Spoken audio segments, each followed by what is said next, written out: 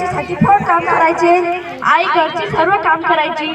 शेण आणणं, शेणाच्या गवऱ्या कापणं आणि शेतमजूरची काम करत होती. आईचा माझ्यावर खूपच जीव होता. ती सारखी मला रामे रामे करायची. मी पण आईला घरातील सर्व कामात मदत करायची. झाडझुडीपासून पाणी भरण्यापासून तर अंगण सारवण्यापर्यंत. शिवाय शेण आणणं, शेणाच्या गवऱ्या कापणं आणि ती विकणं. मी अगदी 6-7 वर्षाची असतानाच मला कामाची सवय झाली होती. घरची परिस्थिती गरिबीची पण बरंच चांगलं होतं. एक दिवस अचानक आई आजारी पडली होती. इतके आजारी पडली की आठवणच झालं.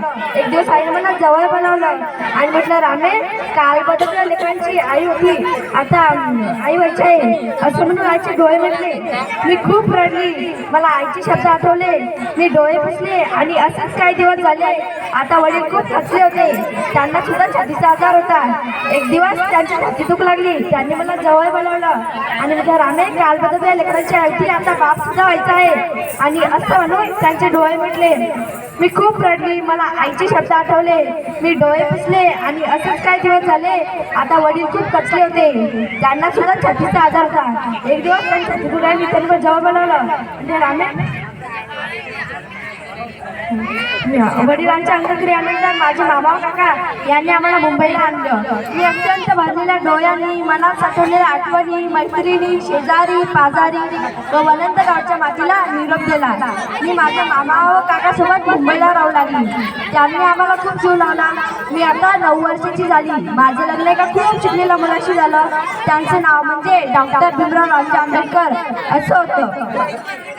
आमचं लग्न बालखान्याच्या बाजारात झालं. मी आता लवंगराची मुलगी आंबेडकरांची सून झाली होती. मी एका सूर्याची सावली झाली होती. आमचं लग्न झालं आणि माझे भीमराव मॅट्रिक पास झाले.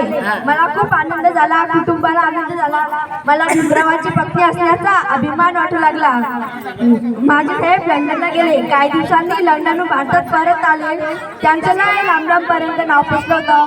चांगले वकील, नावाजलेले वकील. हे ऐकून तुम्हाला आश्चर्य वाटेल, शाहू महाराज एकदा आमच्या चाळीत आले होते आणि खालीच टांगा उभा केला आणि जोरात हाक मारली. ओ आंबेडकर साहेब! आवाज ऐकून साहेब बाहेर आले. शाहू महाराजांना पाहून त्यांना खूप आनंद झाला. शाहू महाराजांनी साहेबांना मिठी मारली. चाळीतील व रस्त्यावरील लोक टकाटका बघत होते. शिवरायांचा वंश माझे साहेब आणि प्रेमाने मिठी मारताना बघून हरपूनच गेले होते. आणि काही दिवसांनी शाहू महाराज म्हणाले, साहेब, मला तर या समाजाची काही काळजी नाही. या समाजाची उद्याची धोरण तुम्हाला तुमच्या लेखणीच्या टोकावर सांभाळायची आहे. आणि असे म्हणून शाहू महाराज गेले.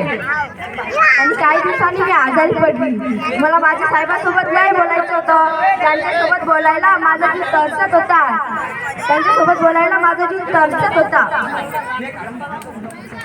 माझी साहेब माझ्या डोळ्यासमोर अंधारी आली होती.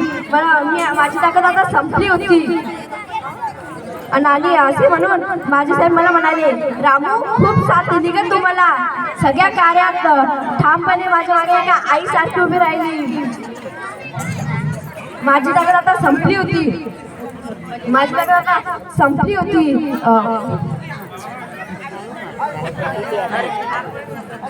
आणि हे बघून सिंहासारखा गरजणारा मर्द करोडांचा महासागर महामानव मी क्रांतीसूर्य भीमराव रामजी आंबेडकरांना मी माझ्या साहेबांना अडताना पाहत होती.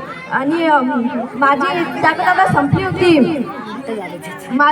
मी त्यांचे डोळे पुसायला हात सुद्धा पुढे गेला, पण माझा हात पिकलेल्या पानावाने गळून पडला. हो, पिकलेल्या पानावाने गळून पडला.